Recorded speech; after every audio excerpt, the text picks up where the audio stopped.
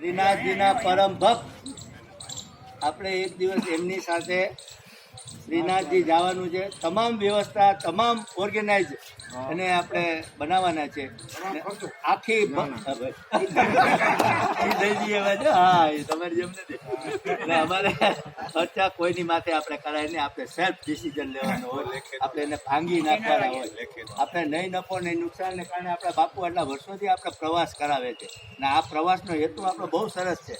આવતીકાલે નવું વર્ષ છે અને એ નવા વર્ષની અનુસંધાનમાં આપણે કાલે બધા મળીએ છીએ.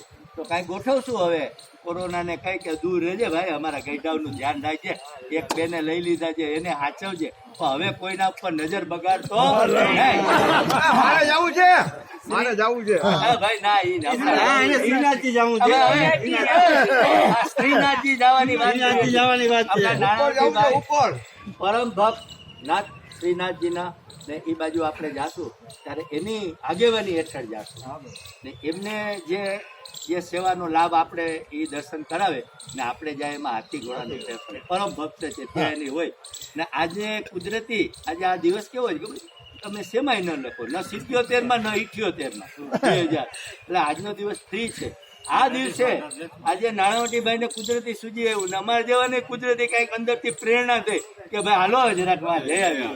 આજે અમને લાભ મળ્યો તમામે તમામ. અમારા વડીલ નગર છે અમારા વડીલો આજે હાજર છે.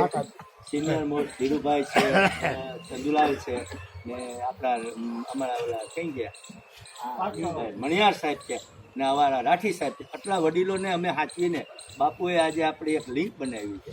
આ લિંકને સદા બહાર રાખીએ. આપણા બધા ફાટા છે જ નહીં.